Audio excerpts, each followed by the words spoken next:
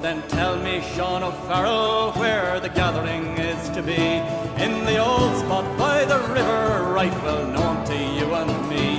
One word more for signal token, whistle up the marching tune.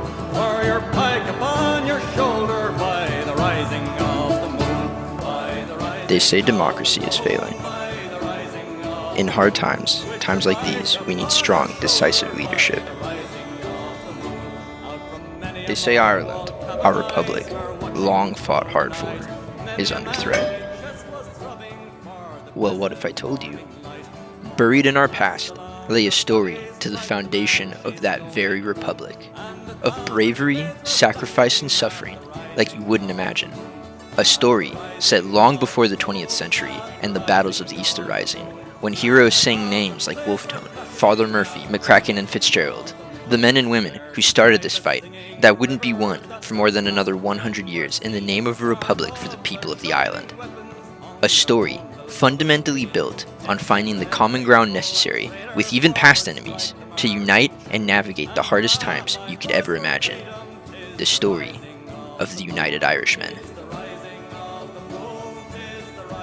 This story has been mostly lost to the land, buried by the oppression our ancestors fought hundreds of years to beat, and we join it in the pivotal year the armed rebellion fought by the Society of the United Irishmen took place, 1798, 15 years after the American War of Independence, but more importantly, 9 years after the famous French Revolution began.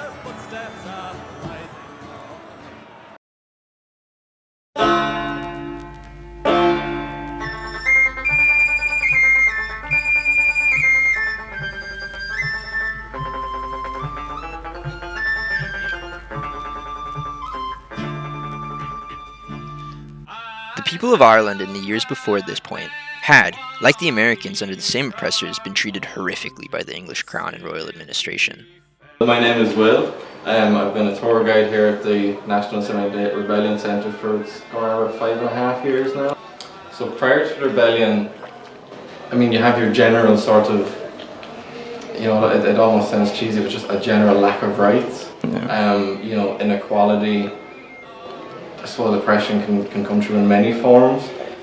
During this early stages of rebellion, because you have, the majority of the country, it's a very Catholic nation, majority of people are Catholic, based purely on someone's religious beliefs, which they've really no say in, I suppose. You're born into it, you're raised that way, you're quite boxed off. Yeah. And because of that, you're also boxed off as in, well, you're a lesser, you're not quite part of the boys club. Yeah. You're not one of us. But for someone that's denied an education, there's only so far you can go in life. It's going to be working hard, manual, physical labour jobs. Yeah, you have a government mandate, Yeah. You're denied an education, but still, young people have to learn, people have to teach them. High schools. The penal laws which held the nation in a vice-like grip at this time had been established first in 1695 before being added to several times as the years went on. They officially were established to ensure the Protestant ascendancy to administrative levels in the nation and to keep Catholics specifically to peasantry statuses. It outlawed many basic things. Catholics were banned from marrying Protestants. However, it's interesting to note here, despite this, it did happen often. Wolfetone's own parents, his father, Peter Tone, a Protestant, and his mother, Margaret Lamport, a Catholic who later converted, broke these laws to get married. Catholic priests were banned from holding Mass or working at all, really, without paying two 50-pound bonds. These were essentially 9,000-pound permit fees, valued at today's value. This was to show submission to the Protestant Church of Ireland, and the permit fees honestly were only added in 1704, while England were at war with global superpower Spain. This is actually when they first conquered Gibraltar. And as mentioned, it banned schooling for Catholics. This saw the rise of hedge schools, essentially guerrilla schools hidden in nature, away from royalist enforcers such as redcoats or the yeomen. At 1700s Europe, once the ideas of, freedom, liberty, equality, which for us it's like breathing air, everyone is equal. Someone comes along to your town or your village and says, hey, this king or this queen, whoever it might be, you have the same right, the same equal say, the same voice as this person. For that to happen then, for people to feel that you'd call it almost pulse of positivity of wow, yeah, we can be more than this. But with that, with those kind of gatherings and people starting to kind of change and mentally rebel, the Crown and the British Empire were quite smart, because it's estimated that roughly 1 in every 100 people, and then you have that one guy that's a spy and he's saying, well, John's getting very boisterous. 2 by 2, like the Zulus, they had spears and bow and arrows. Despite violence and suffering being rife in this period, especially in regard to sectarian-fueled attacks and massacres, Theobald Wolfetone, Thomas Russell, Henry Joy McCracken, Thomas McCabe, as well as the other early members and founders of the Society, focused on these ideas of mental rebellion, demanding a change to the standard of life and reform rather than rebellion. In the early days of the Society, in and around 1791, it was aimed to be completely peaceful. As well as this, despite many of these founders and early members being Protestant or Presbyterian, the two next largest populations on the island, they believed and openly declared that the Catholic community needed to be satisfied with any reforms that were established. Furthermore, they declared that the British Crown and their exploitation and rule were the direct cause for all of Ireland's problems, and therefore complete Catholic emancipation was necessary, and on a small level, some self-rule was needed.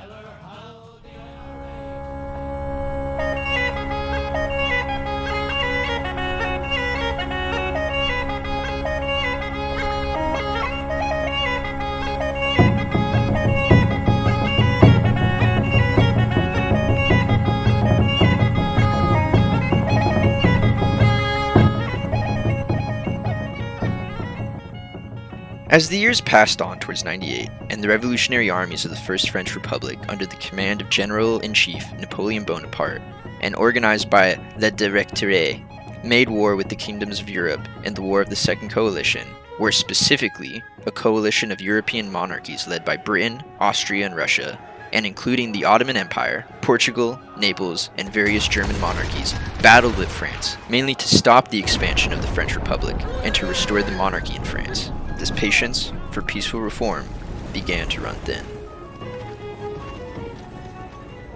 So initially, things were very pure, I would say. I mentioned some of their kind of large-scale gatherings, like the celebrations of other revolutions. A lot of them would have muskets that have weapons and stuff like that, that had the kind of military regalia, the effect. But a lot of them didn't have ammunition for their weapons. They wanted to show, we have weapons, we don't really want to use them. Oh, cool. Early stages was completely, we want this to be peaceful, we want this to be civil, a political uprising, essentially. Yeah. Wolfetone, who's quite an influential figure, so he was friends with a man called Lazare Hush. Obviously they were boys when they were, got to know each other. And Lazare Hush would go on to be one of Napoleon Bonaparte's kind of elite or top generals, and so he had that French connection. The British and the French, they're like cat and dog. They notoriously hate each other, so if we can get the French involved, for a myriad of reasons, that didn't go as planned.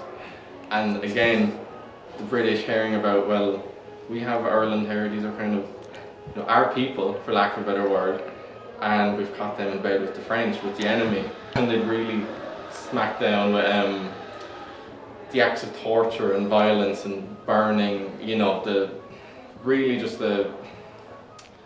the normal Irish people. Yeah. The person that might hear these ideas floating around, but at the end of the day they're still going to have to work, get food for their family. There's no greater picture for them, as it were. Whereas now you have guys coming down on horses, shooting people, burning homes, burning businesses, torturing. So that's when the rebellion, when the United Irishmen really started to take up arms, because the situation was really as severe as we're either going to be tortured and killed, or we'll fight back and we'll be tortured and killed. So the Society of United Irishmen and the people of Ireland on a grander scale, in this position were left severely outgunned. However, they were not outnumbered. In or around the summer of 1797, Lord Edward Fitzgerald, a major member of the Society's directory, and the head of the military committee, working within Dublin, the heart of the Crown's power on the island, rife with spies, told a French messenger while asking for French assistance. The number of those devoted to defend the rights of their country were at 100,000, of whom 40,000 were able to bear arms. Later estimates would then place that 100,000 by May 1798 up to 280,000.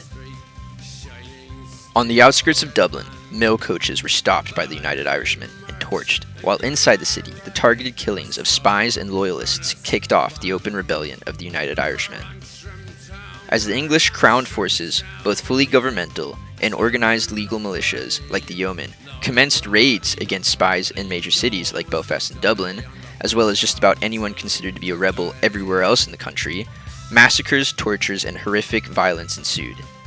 In the hills, bogs, and forests, the United Irishmen took up whatever weapons they could, favoring the easily produced and historically effective pike to fight the battles that would shape our nation's future and become legend.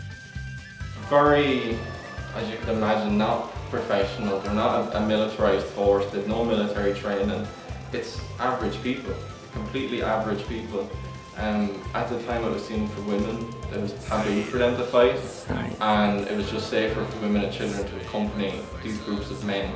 And a lot of them would just use farming implements, pitchforks, knives, blades, like just household or work-related stuff. But the pike was really, obviously, it's the symbol of the United Irishmen. It's kind of the symbol of 1798 in many ways.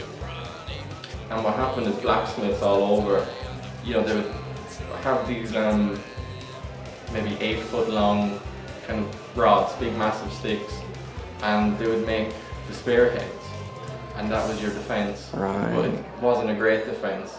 So maybe it's just a stream of consciousness thing, but all over Ireland start getting this idea of we'll put a hook on it.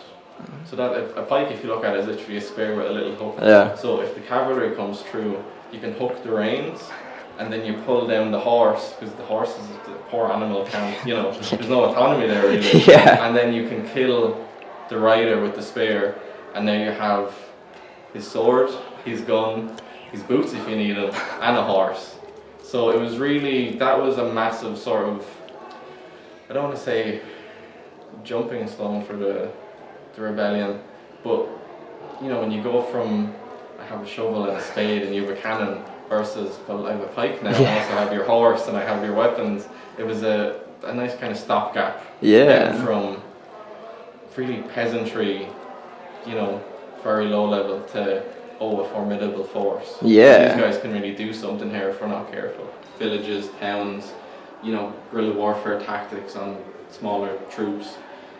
From the rebel perspective, of course, and you have them gaining arms, you have them taking some muskets and stuff. The sort of torture situations that would still be ongoing, where cavalry come into a town, a village. Typically, they target younger men, so like 15, 16, because you were seen as sort of young enough that you would be a threat, with the physical force. And you're also young enough that you were sort of stupid enough to be a rebel or, fall to that cause. With that then, you've the pitch capping, you've the half hanging, whipping, numerous levels of torture that is like government mandated on top of just what these individuals would do themselves, really horrendous stuff. So that's ongoing. But from the rebel point of view, it's really hard to explain other than just, and it's not condoning or saying I'm for their actions whatsoever, but I think you have people that are mistreated for so long, and then you hand a pike to them, or you hand a musket to them, and they would go out and they would attack people that were landowners, they would kill, execute, torture even people that were Protestant. Could be completely normal, nice, great people. But again, they're put in that box of, well, if you're a Protestant or if you're a landowner, you must be against us. Yeah. Or you're against the rebellion, or you're against the people, or the message. Could be the furthest thing from the truth, but it's just this ongoing cycle of violence. So it really was a lot of almost atrocity for atrocity. Yeah. And both sides would ramp up accordingly.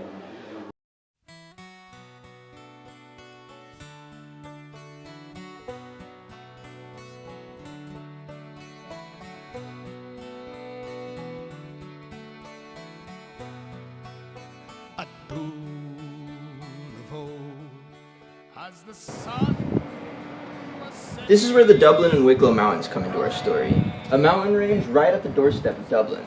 A mountain range I'm personally familiar with, although many people aren't as much. These hills, as unassuming yet ancient as they are, home to stories and legends dating back before the times of Fionn McCool and acting as a southern wall almost for the English Pale, hold what I believe to be a perfect representation of this conflict in all of its forgotten and suppressed importance. A story that highlights not only the bravery of the leaders, but the unflinching daring of the everyday people who stood up and fought with almost nothing, in the face of unimaginable suffering and against impossible odds, and then went on to endure that suffering, as well as many more hardships, for nothing more than survival of their family perhaps, and an idea, for all the people who called this ancient island of invasion home, an idea that, unlike in the famously triumphant stories of the American and French revolutions, would be viciously suppressed for more than another century. The 98 Caves are a collection of caves I read about online while searching for a place to hike one day. I had never heard of them, and reading online, I found that neither had most other people. I was intrigued enough to start a journey that led me to making this very documentary. Researching, I found that there were three main sources, one source from 1933, another from 1955, and another from around 1812. Enter General Joseph Holt, a rebel United Irishman already on the run by the time the rebellion starts. He had become a prominent insurgent leader operating within the Wicklow Mountains at this time, whose knowledge of this country's geography was reputedly unrivaled. This, it said, was utilized to great effect by him and his men. In his memoirs, the source from 1812, he gives details, admittedly hazily, about how to find the caves. He mentions wandering down to Whelp Rock, the name given to the camp or area around the camp at this time, through a hidden valley, connecting it to rebel camps near Loch Dan to the east, between Ballyloe and an unknown mountain called Lavarna. Sure enough, digging further, I found that Owen McNeill, an Irish scholar and at one time Minister for Education and Youth of Ireland, wrote in a journal published in 1935 about how there was an old story in regard to the name Grevale, given to a mountain to the east of my search area. The story goes the name came from the Irish Grevere, which referred to a low, broad ridge between two river valleys. Upon searching older maps of Grevale, I found that to my surprise, the slightly raised passes around it had been named Lathvarna, translating to Half Gap. The names of these mountains and valleys, both traditional and modern, starting to line up, I realized my search area was narrowing down significantly to these hidden valleys I could see on Google Maps. I read within a second source from 1915 that caves had been rumored of on the slopes of Black Hill, under Shoshawn and the Shiny Flags Glen. It was noted, however, how this ground was far too rough, in the eyes of the academics, to be used for a large number of guerrilla fighters, and so was discounted as likely coincidental and not actually the caves used by the guerrillas. Or simply that they were just rumors and untrue and there weren't any actually caves there at all. So, the caves remained culturally lost and forgotten to our ancient blood-soaked land, where to understand the history, you must truly experience the land, just as our ancestors did. Until I decided to do exactly that. With the key piece of intel I believed insane to be overlooked, I set out, understanding that the rougher the terrain, especially if it's familiar, the better for any number of guerrillas. Defensive positions like the one described in the source sounded like a dinner bell to a guerrilla.